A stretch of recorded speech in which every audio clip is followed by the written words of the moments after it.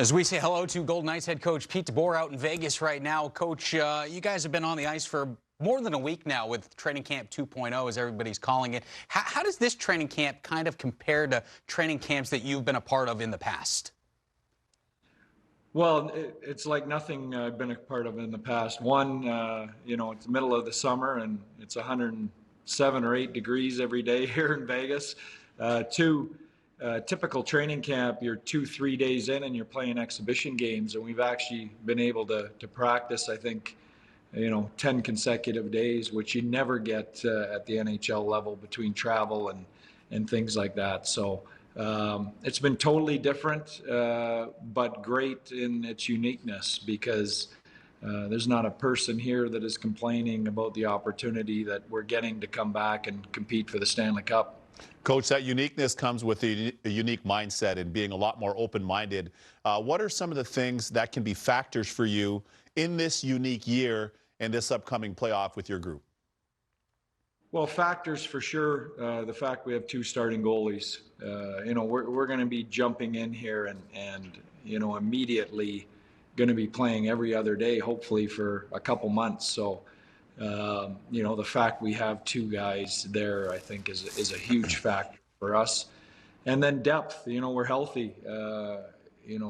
Prior to the pause, we had significant injuries to Mark Stone, to Tuck, and to Pacioretty, and everybody's back and healthy, and that gives us the depth. When you add Martinez to our defense core, it gives us the depth to go on and handle that type of schedule if we can get on a couple month run here. Oh, we've talked to some players and some coaches over the last week or so, and they're in the qualifying rounds. And we asked the question of when you start kind of focusing on your opponent and how you prepare for them. As one of these teams who's not in the qualifying round, but rather the round robin, what is the approach and the mindset during this training camp if there isn't one specific opponent to focus on? Well, it's all our game. And I'll be honest with you, even if we had a first-round opponent through this portion, we would be spending 90% of the time on our game anyway. I'm a big believer that if our game is in a good place, that we throw that out there and let the other team adjust to us. So, as the playoff trail goes and we get a first-round opponent, we'll obviously spend a little bit of time on that. But for me, particularly with this situation, this is going to be about how our team's playing and how our systems and play is dialed in. Any young guys that have caught your eye so far that might not be on the radar, because you do have the expanded roster here with the resumption, that you can kind of give us a little insight into? Yeah, for sure. We've got a young kid out of junior that was our first-round pick last year, Peyton Krebs, who's up here, has never been to an NHL training camp before because he tore his Achilles before the draft last year, and so this is really his first exposure to an NHL camp, and he's jumped right in, and he's one of those rare young guys that doesn't lack any confidence and isn't overwhelmed by the situation or the guys he's out against. So he's really made a good impression on us.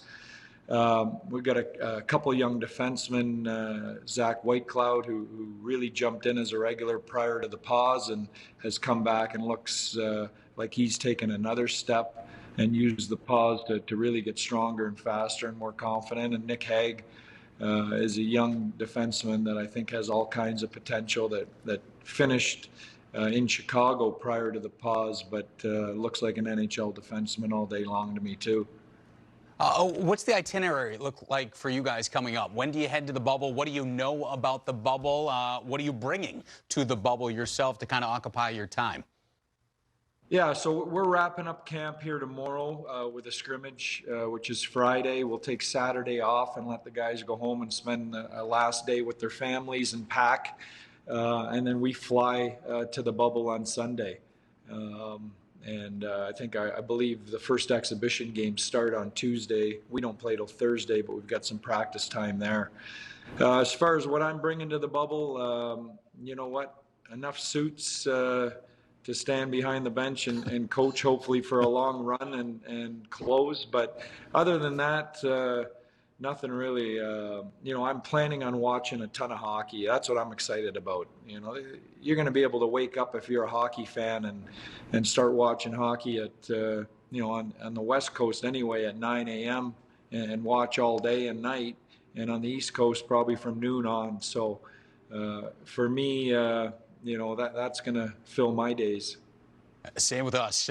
Noon to 1 a.m. here on the Eastern time zone. So we appreciate your time, Coach. Stay safe, and we wish you the best of luck as you guys head up to Edmonton. Thanks, guys.